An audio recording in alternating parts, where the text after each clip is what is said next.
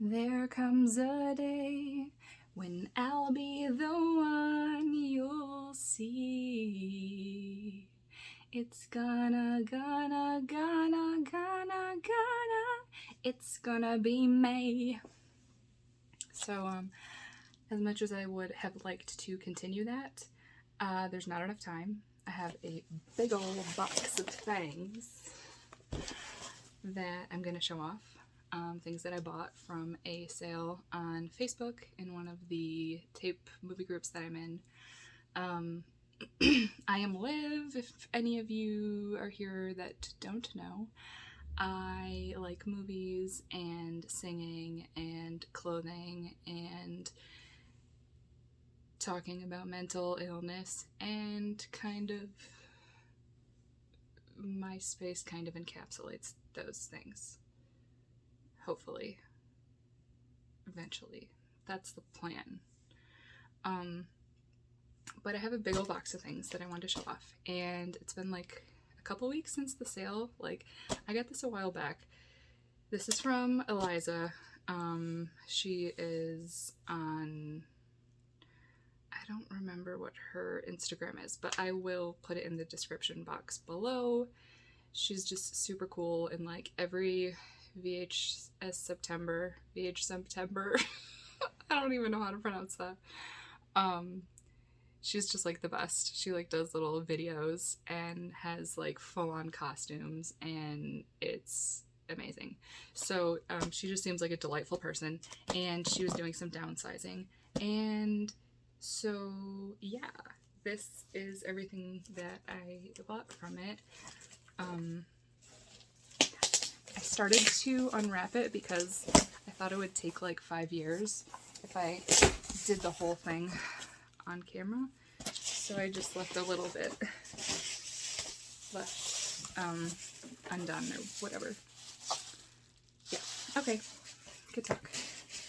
I don't remember exactly what I got. It's like a mix of tapes, DVDs, some books, one toy. Some of the stuff in here is not for me, it's for someone else, so I don't know. He might watch this. If he does, he'll know exactly that it's for him, because there's no one else that it would be for. But I'm just going to show these off just from the very top. Everything looks to be, it's packed completely full. There's a lot of like grocery bags, like the plastic grocery bags, to keep everything like tight so nothing's moving around in there. So yeah, it's like packed really nicely and like the absolute perfect size, which is amazing. So the Jinx, I'm very familiar with this story, but I haven't actually watched this, and thought it would be a fun one to have. So yeah, one of my favorite podcasts is the Bechdel Cast. It's two like writer/comedians, Caitlin Durante and Jamie Loftus, and they talk about film and the portrayal of women in film, and not just women, but like really any like minority, and yeah, it's really interesting. It's not as boring as I'm making it sound. But anyway, Jamie, one of the women, she's like obsessed with this, and it's really funny, and so yeah, I wanted to have it. Okay, anyway, I need to go quicker if we're gonna get through this. Also, like, it's probably gonna be a long one because it's like a big box full of things. I got my cup full of water. You should have a beverage near you, maybe. Stay hydrated or party, one or the other. And I always say "and" before I know what I'm going to follow it up with. Yeah, I'm gonna try and make this quick, but it can only be so quick. Okay. This is another one that I didn't even know it existed until I heard they did it on the Bechdel Cast. And I was like, wait, what? This sounds so... Should I explain what these things are? This is just gonna be so long, but like, I guess if you're like into movies and talking about them, then you'll watch I need to stop this. So the Jinx, if you've heard of Robert Durst, not Fred Durst, Robert Durst, it's basically about how, like, okay, I'm just going to read it. The life and deaths of Robert Durst spotlights Robert Durst, heir to a New York real estate empire, accused of 3 murders over 30 years. Brilliant, reclusive, and the subject of relentless media scrutiny, Durst has never spoken publicly until now. The filmmaker's 10-year investigation ultimately reveals secrets that have baffled authorities for decades. Mr. Durst was arrested the day before the airing of the final episode. So this was an HBO like miniseries or like docuseries or whatever. Docuseries, that's it. And like a lot more came to light while they were shooting it that no one expected to happen. So he like almost got away with it, sort of thing. And then during the filming of this, something was caught on his microphone that was like a shock to everyone, and including himself. So that's just a really fun story. So you like to see jerks get their comeuppance in one way or another. Anyway, this is the next one, and it has Patricia Arquette, which I love. Holy Matrimony, the hilariously sexy comedy, which, like, ew, now that I know what it is, but still. Anyway, so it has Joseph Gordon-Levitt in it, but he's like 12. So it has Tate Donovan, who is very big in the 90s. I really loved him in Love Potion No. 9, and he was kind of a funny reoccurring character on Friends, but there's way more interesting shows out there to watch than Friends, so don't watch Friends. But Love Potion No. 9 is worth watching if you haven't seen it. This says, loaded with high-spirited fun, this hilariously sexy comedy filled theaters everywhere with laughter. The beautiful Patricia Arquette from True Romance is Havana, a sassy, streetwise thief with big plans to recover the small fortune hidden by her devious boyfriend. But try as she might, her elaborate schemes are foiled time and again by this squeaky clean 12-year-old kid brother. By his squeaky clean 12-year-old kid brother. It's like they have to, like, get married in order for her to get the money. It's been a minute since I remember, like, even listening to what the plot is, but yes, nonstop laughs in one riotous situation after another. It's an outrageous battle of wills that will entertain everyone.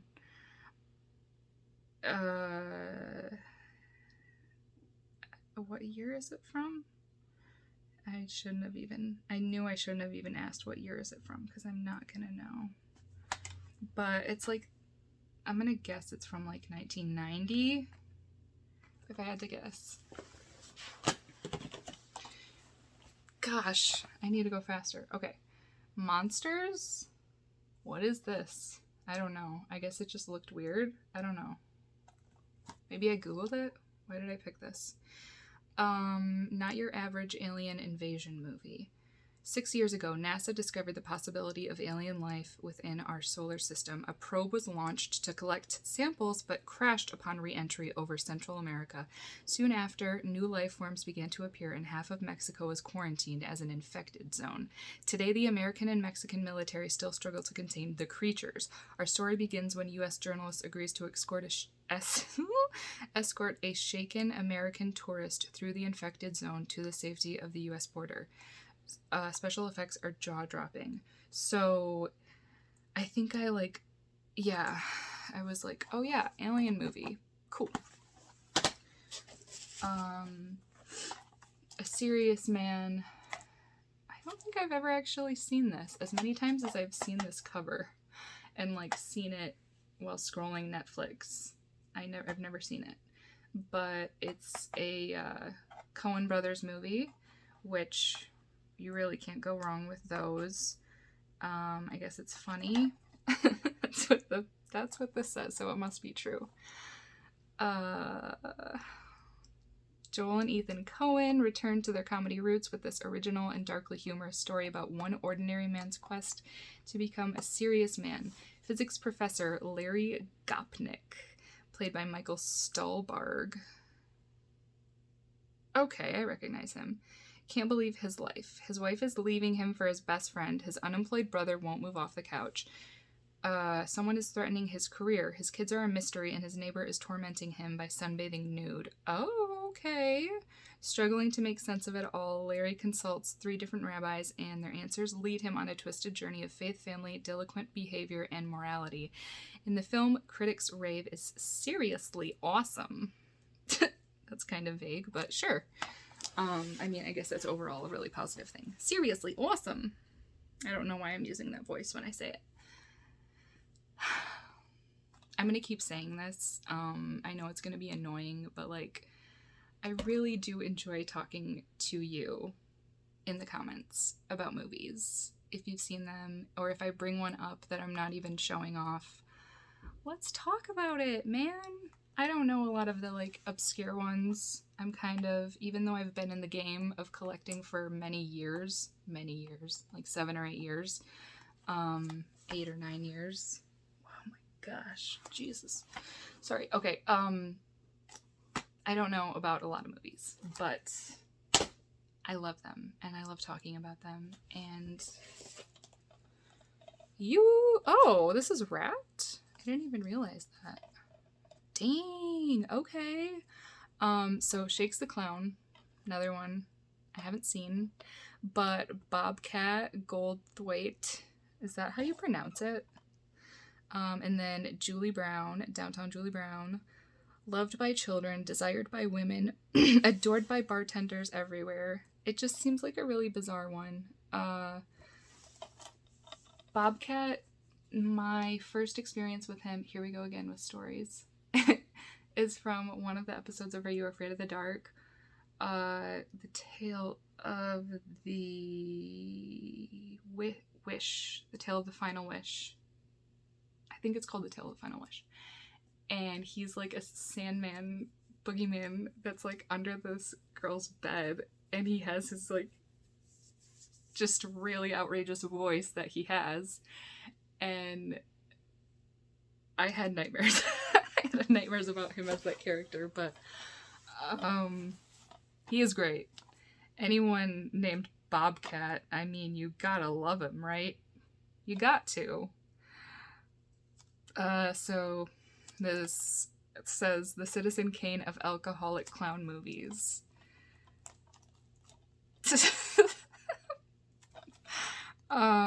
Yes. Dueling gangs of clowns are pitted against each other in this outrageously funny comedy written by, directed by, and starring. I did not realize that. Julie Brown co-stars as the hard-working waitress who stands by her clown. What? Bobcat stars as Shakes, an amiable alcoholic bozo. Okay. Real quick. My gosh, this is going to be an hour long, but take a drink.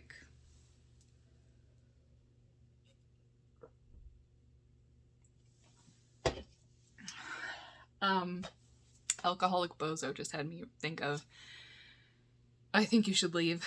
If you don't know what that is, Netflix. Search I Think You Should Leave on Netflix. Start from the beginning. It might not be your thing, but if it is, you are my people. And the 3rd season is coming out May 30th. So like a month. Ah! Anyway, Alcoholic Bozo made me think of that. It's Bozo dubbed over. Anyway, okay.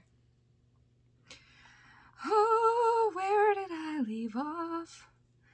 Palookaville, USA. After one particularly wild night, Shakes wakes to find he's been framed for murder. The hilarious suspects include a pack of rude rodeo clowns, a gang of mimes, an ambitious party clown with eyes for Shakes' sweetheart, as unlikely a superhero as you'll ever meet. Shakes takes the streets for a slapstick. Why is everything a tongue twister for me? Slapstick showdown that blows the lid off the big top. Hilarious performances by Adam Sandler, Florence Henderson, and Tom Kenny. TV's SpongeBob SquarePants. Okay. Yes. Yep. Next. Oh, so this one I have mixed feelings about. I haven't seen it.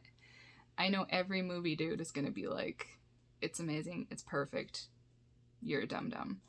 But it's one of those that's like, Natalie Portman was how old when this was filmed, and then also like she was supposed to be how old, and it's just like, can we not, like, do we have to do that in the story to have her be so young for this to be like a compelling story? I don't think so. We don't have to sexualize little girls. But our society still decides to do that. So just wanted to throw that in there because we're already at 16 minutes. So let's just keep on talking. Leon the Professional. Gary Oldman.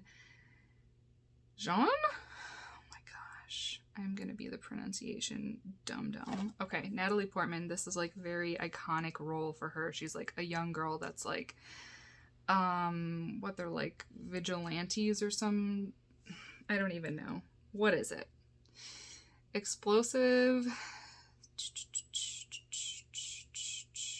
What a D. Bonus features. Okay, psychotic federal agent Oldman wipes out her entire family, 12-year-old. Yes, great. Matilda is taken in by her neighbor, Reno, a quiet man whose only interests are his houseplants, movie musicals, and killing people. Gentle soul who happens to be the best hitman in the business, revenge-obsessed waif, insists on becoming his protege. Reluctantly agrees, begins teaching her the tricks of his trade. The puppy bee, ends in her capture. Okay, so he has to rescue her. Of course he does. So yes, I know it's like, ooh. Get back on there.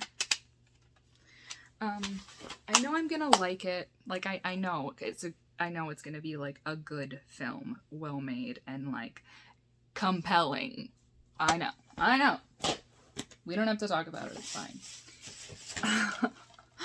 There are a bunch of tapes. I'm just like trying to get through similar things. So this was another thing by the Coen brothers, written and directed. And I don't know this one. Inside Llewyn Davis.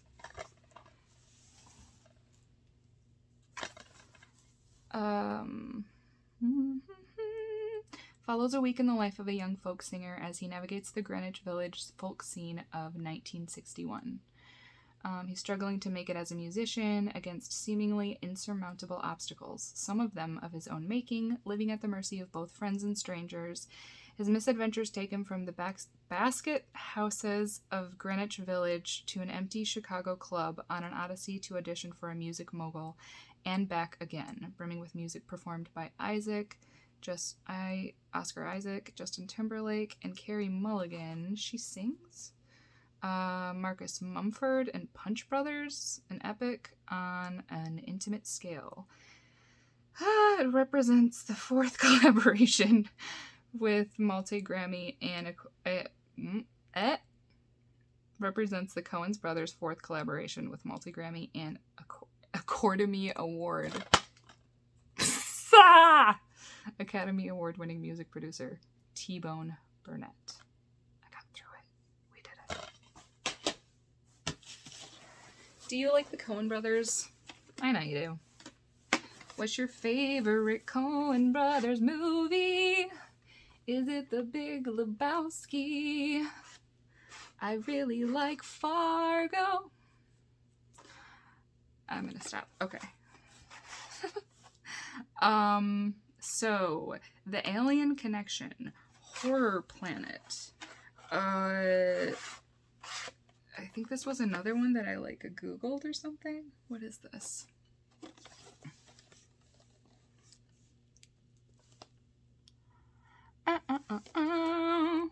An alien creature needs a chance to breed before moving on to spread its horror.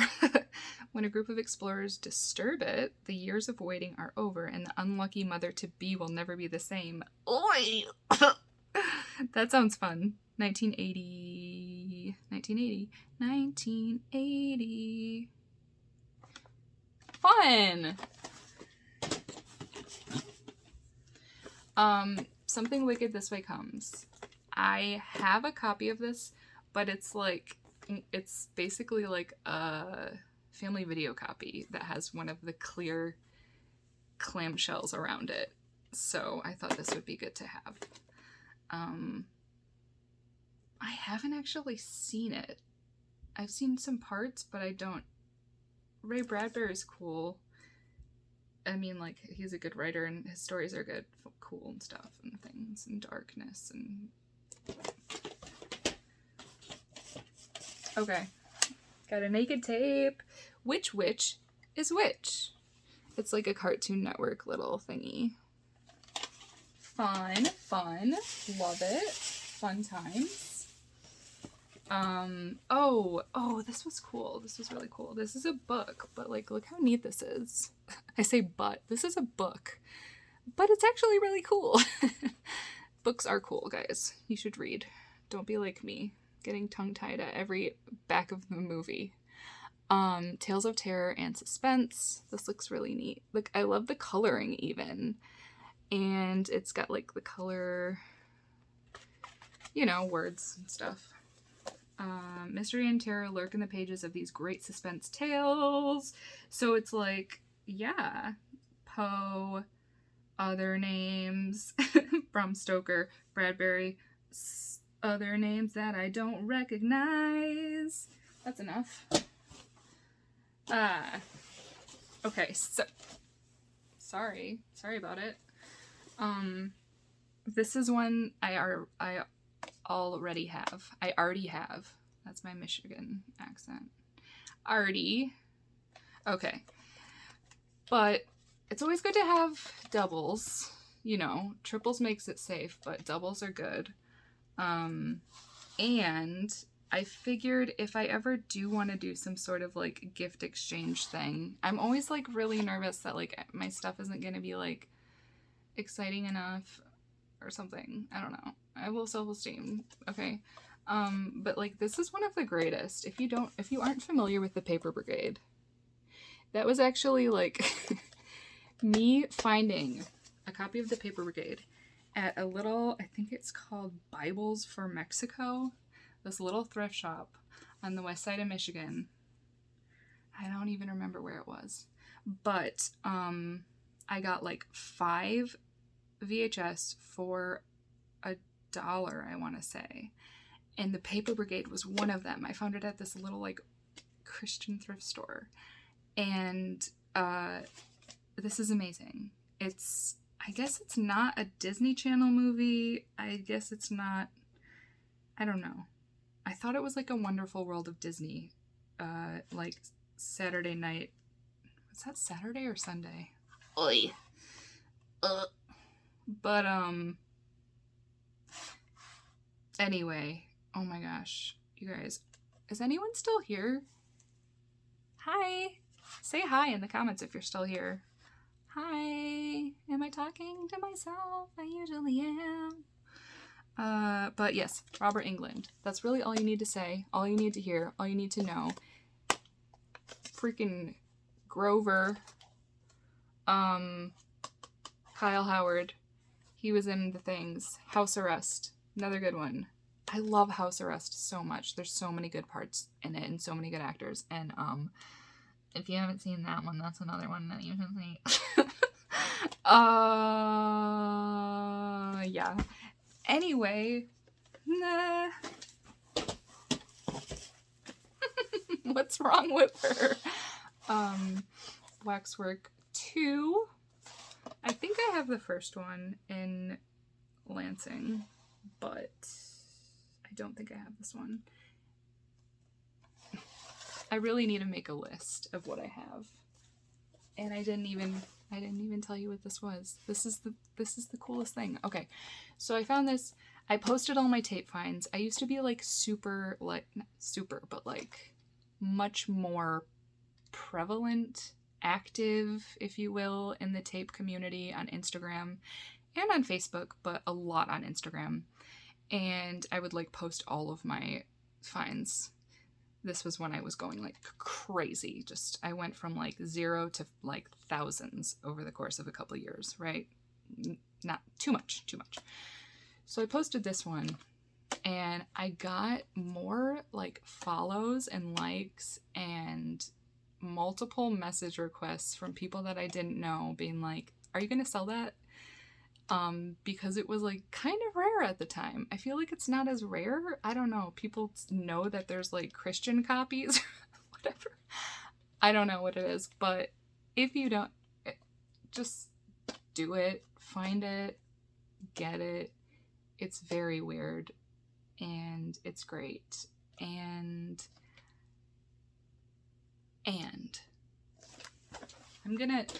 one day I will write a book. And I'm going to end it with the word and. And my English teachers will cry. Okay. I still didn't read it, you guys. What the heck? When you're in the brigade, you gotta deliver. That's the way it is in the newspaper delivery business. One day you're hot stuff, headline news. Next day a rival delivery team that spins around in cars instead of on bikes puts your life in the funny pages. As 15-year-old Gunther Wheeler from Grover from House Arrest, oh my gosh, I need to stop. Don't let it get your undies in a bundle, is what he would say. He's got a plan to win back the route from himself and for himself and his pedal pumping paper. Why do they do this? Paper flinging pals. Robert Englund stars in the sunny comedy about life, love, and the fine art of newspaper delivery. Oh my gosh, what a beautiful, beautiful sentence.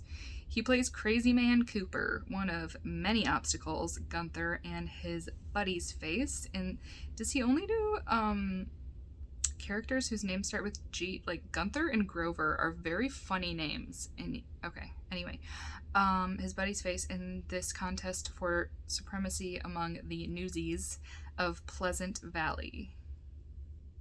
Sure. Ex-New Yorker Gunther brings big city smarts and military savvy to bear in this battle to be the best. How many words? The efforts are the friskiest and funniest shenanigans to land on your doorstep in ages. That is true, though. That do be true. Friskiest and funniest in ages. Friskiest? I don't know. Maybe that last scene with the little brother, that was kind of weird, but anyway. This one. Waxwork 2, Lost in Time. A young couple travels through time in this exciting science fiction adventure, having escaped the fire and destruction of the original Waxwork. Mark, Zach Galligan, and Sarah Monica Schnarr. What is that name? They face another grueling ordeal when Sarah is accused.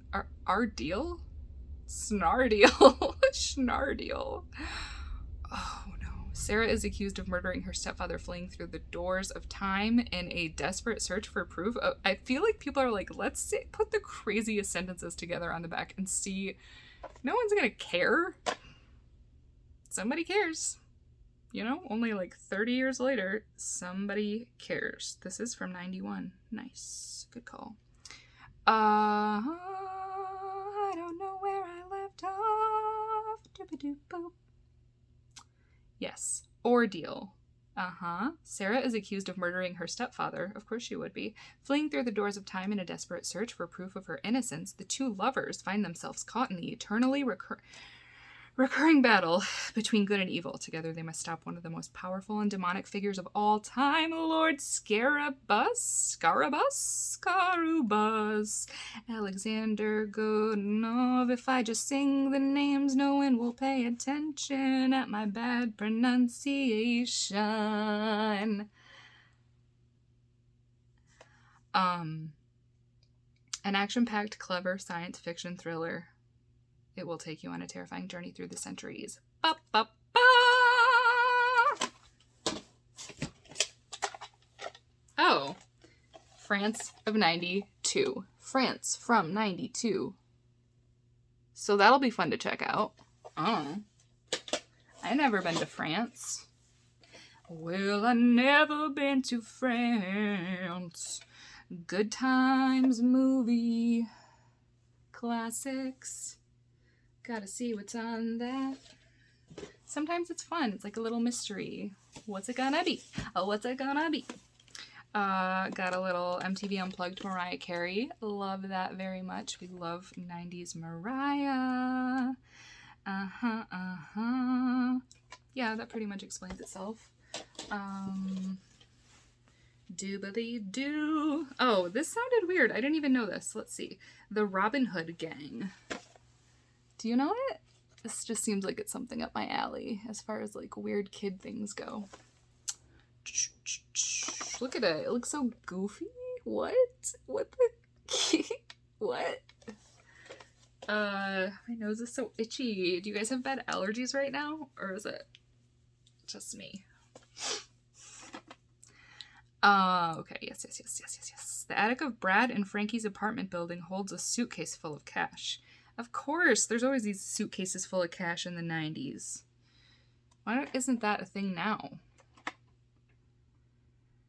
These two good-hearted Robin Hoods are on a mission of mercy to save some needy neighbors with gifts of money and presents. Oh my gosh, you guys. It's so sweet.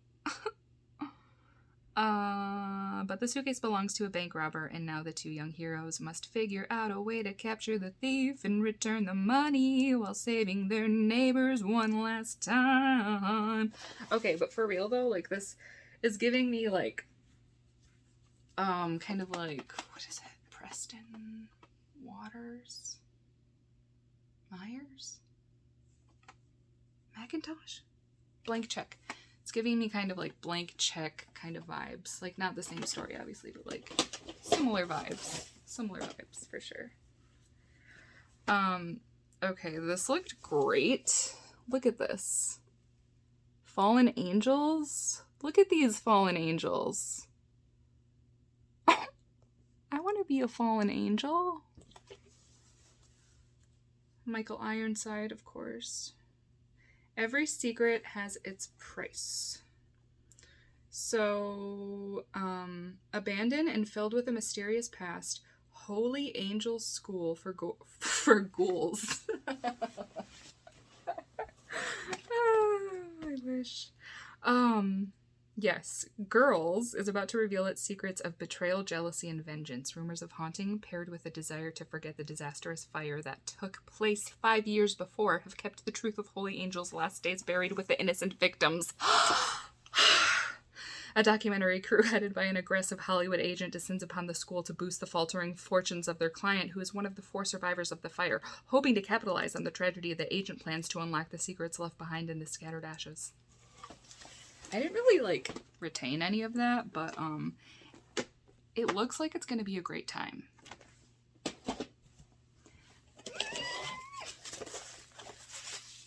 This is just an empty case, which, I have a plan for. I might be sending it to someone, or something else. Having her...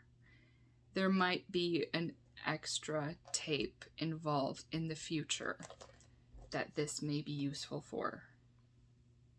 I'll just leave it at that. Kind of matches the shirt. I love that the Goosebumps is in pink. That's great, because they usually do them in like yellow and orange or whatever, but this is a good cover. One of my like best Instagram besties that I've only met through Instagram, but she's like amazing and like kindred spirit for sure. She makes bags and wallets and like purses and things out of VHS cases, and sometimes other things, books, like Goosebumps books, but like mainly VHS stuff. Oh my gosh, my nose, you guys.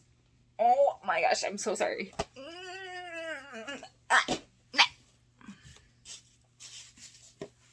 Maybe water will help? Why would it help?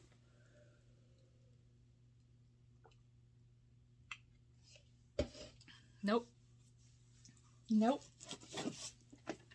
Nope. Hip hop for kids. I love stuff like this. This is great. You know, there's this adult that's going to be like, okay, first you gotta clap your hands like this. And then the kids are all like, all right, yeah, we hip hop.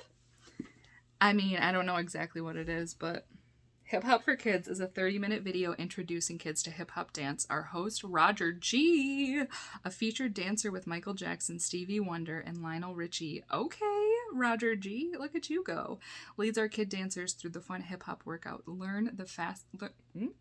I just throw words in there sometimes. Learn the latest hip-hop steps from our kid hip hoppers. Melissa, Adia, one of those, Shani, we don't need to know their names. Look at this. Hey, yeah. We are all. Sarah McLachlan was playing at Lowe's today. My gosh. So I'm probably gonna have to sing her soon because, you know, if I was an actual, 20-year-old in the 90s, boy, would I have tried to get to Lilith Fair. Boy, would I have tried. Innocent, it's easy. Okay, anyway, okay. More tapes. Oh, wait. Oh? Ah! Okay. So she did it media mail, but shh. I hope Garrett's not watching. He probably isn't. He's too busy delivering mail.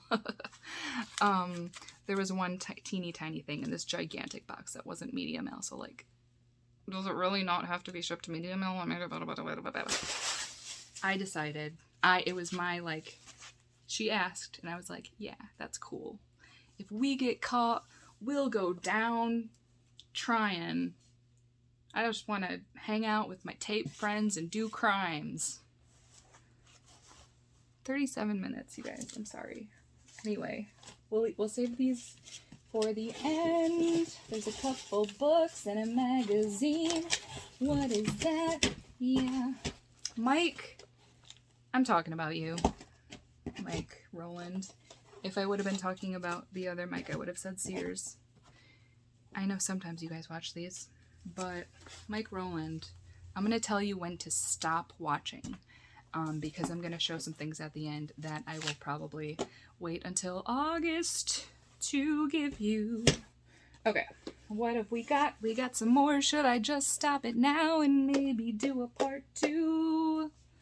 Maybe I should do a part 2 because we are at 38 minutes and I can't imagine anyone watching all of this. And my nose still itches really badly. Okay, we're going to continue in a little bit. I'm going to figure out what to do about my nose. Maybe I'll just snip it right off. Maybe do that. See how that works. I didn't really talk about my shirt.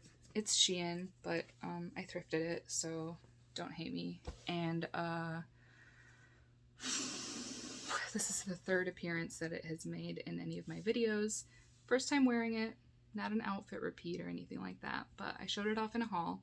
And then I forgot that I showed it off in a haul. And then I showed it off in another haul that I thought I hadn't showed it off in. And now I'm wearing it. Good talk. Okay. Remember to always be kind and rewind. And I don't usually talk with my hands, so this is really weird for me. Okay, if you've made it this far, I love you. Bye!